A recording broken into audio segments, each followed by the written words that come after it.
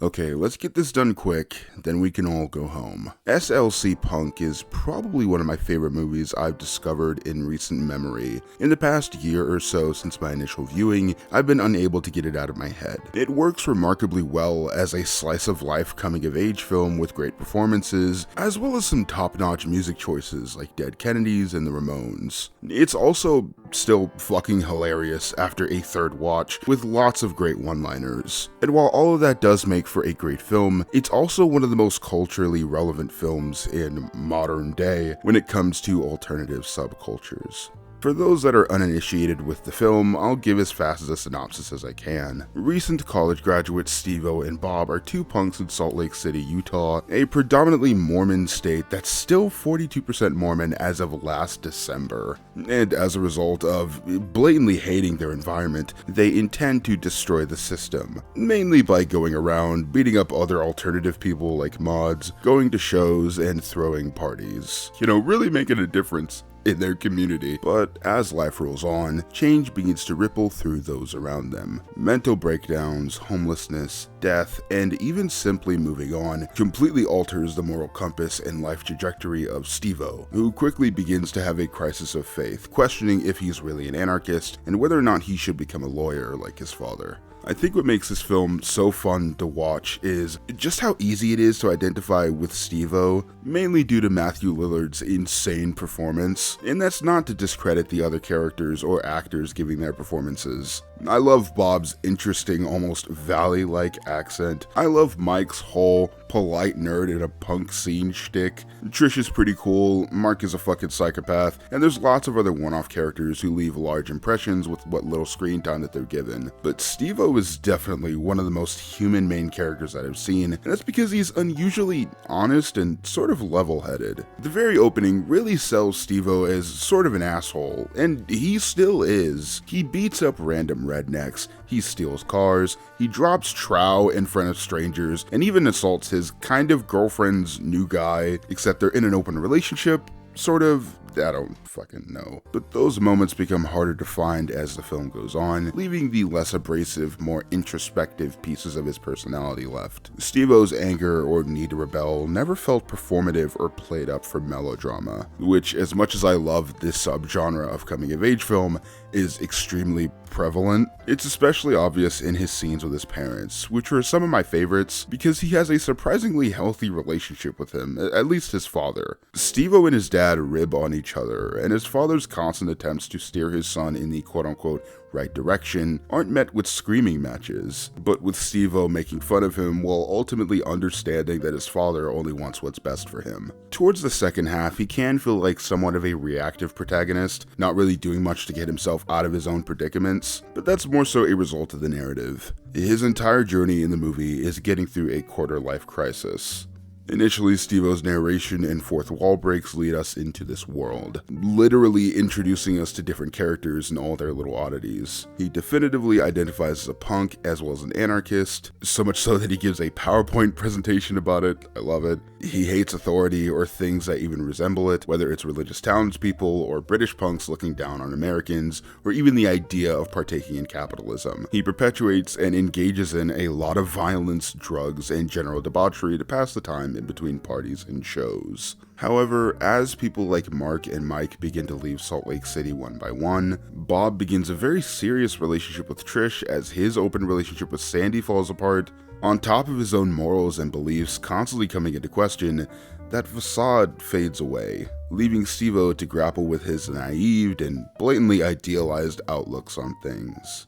One of the most notable traits of some of the main characters in this movie is their nihilism. One of the first scenes in the movie is Steve-O sitting in a hospital waiting room, looking at a child and saying that it's sad since there's not much future for them. The entire acid trip sequence in the park he has with Sandy is all about the two of them thinking about things dying and ending. Only by the end of said trip, he envisions a nuclear bomb actually hitting Salt Lake City, and Steve-O doesn't like what he sees. This is mostly personal, but nihilism is sort of an immature standpoint in my eyes, mostly since it's sort of a moot point. The idea that nothing matters is just the jumping off point for most other life philosophies, whereas Steve-O's nihilism works more as a subconscious shield. It's important to note that Steve-O, unlike somebody like Bob, comes from a rich family with parents who do care about him. It's implied that Steve-O cut himself off from them financially and doesn't really go back to them for support, save for the one scene of his father offering to take him to lunch.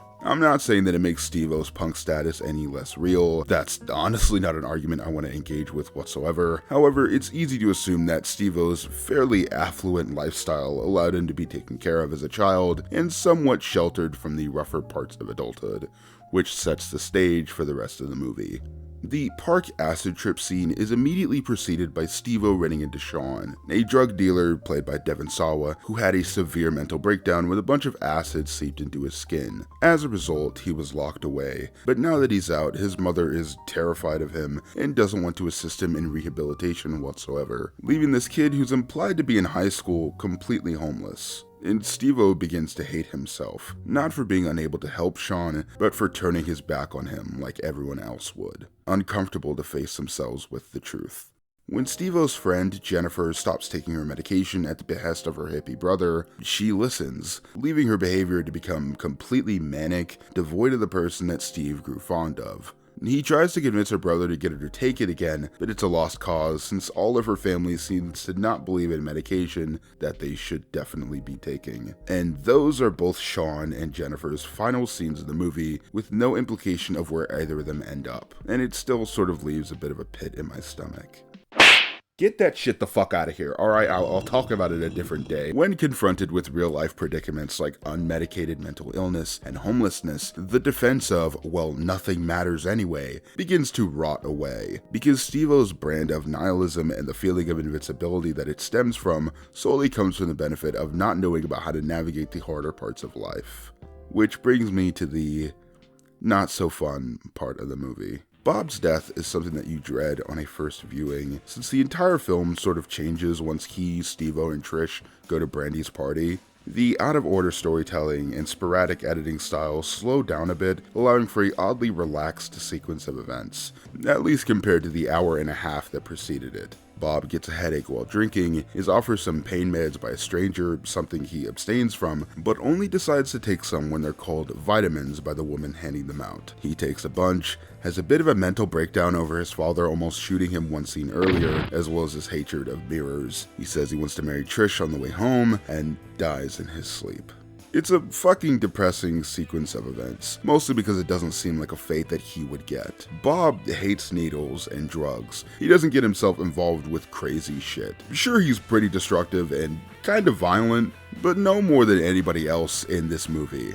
If anything, his reckless behavior simmered down after his relationship with Trish began, and his death hits hard since, like other aspects of the movie, it feels a little too real.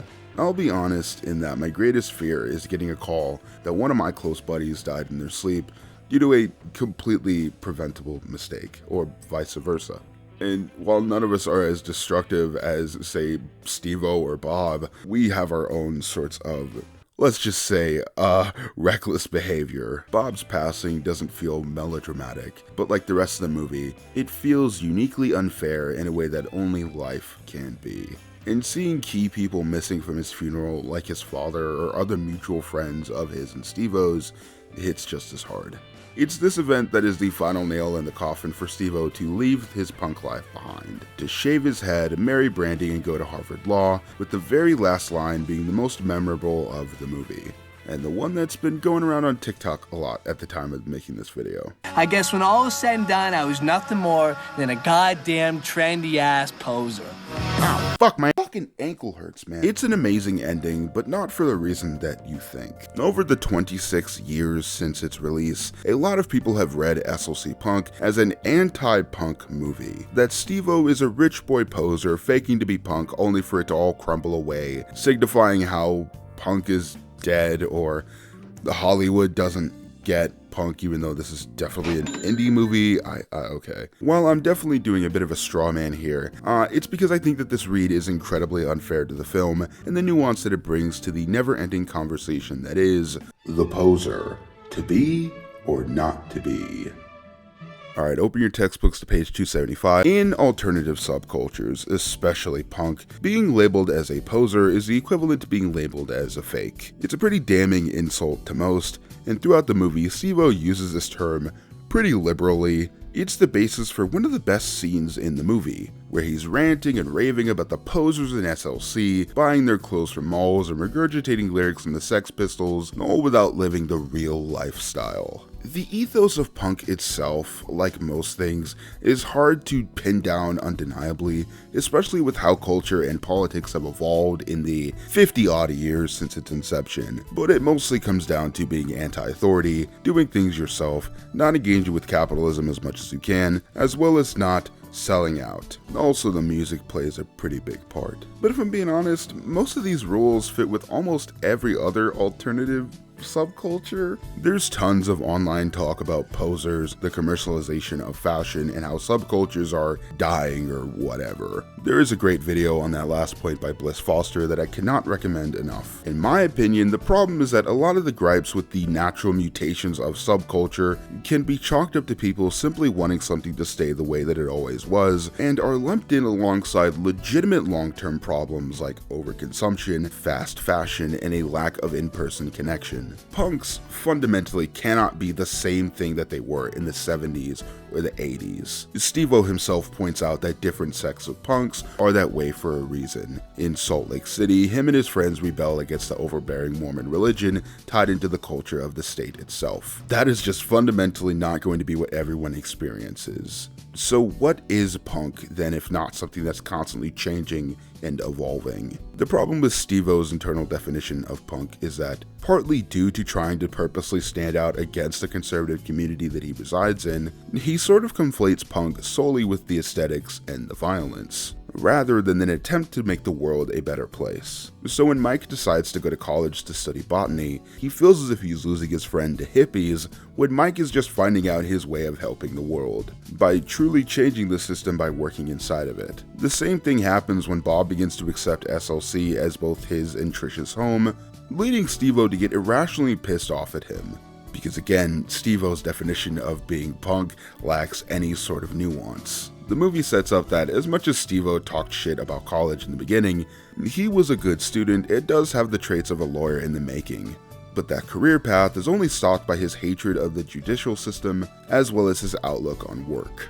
However, he openly admits that he learned the rules to know how to break them. Even when he sells out by the end, Steve-O wishes to become a litigator to stick it to judges rather than picking on the little guy, which is far closer to being punk, or at the very least making a legitimate change rather than aimlessly toiling away in an abandoned house. Steve-O's definition and idea of punk is even called out by characters who are outside of the scene. One of my favorite lines in the movie is when Bob goes to Mark and said that he's not dressed right for the party, only for Mark to sarcastically retort that he should have worn a torn t-shirt with Ronald Reagan with a bullet in his head on it. The imagery of a beaten up or shot Ronald Reagan is everywhere, and deservedly so. But there's never a scene where characters speak out against specific policies or have any political talks whatsoever, save for vague usage of the term fascism. Steve-O and Bob hate Nazis, sure, but Steve-O throws the term around at his Jewish father for selling out, even if it is playful.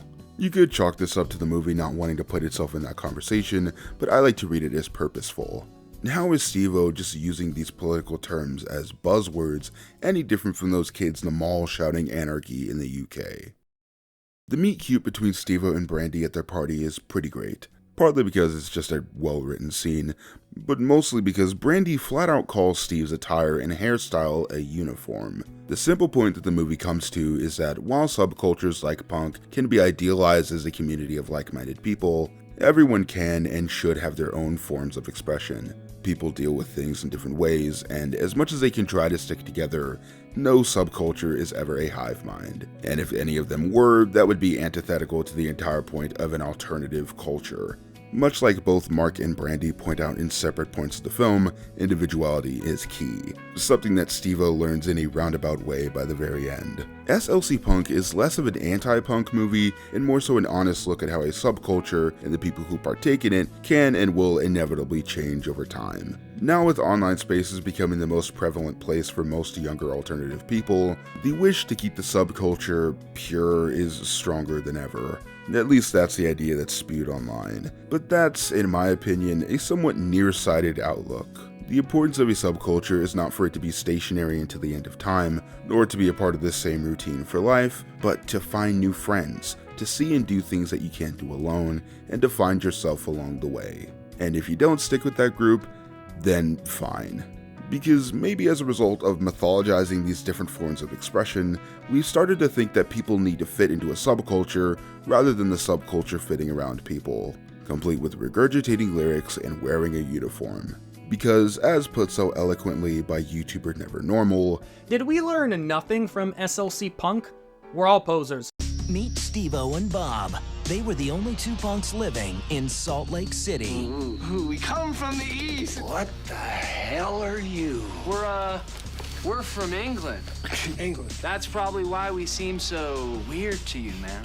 Their only way to understand the world was to be totally misunderstood.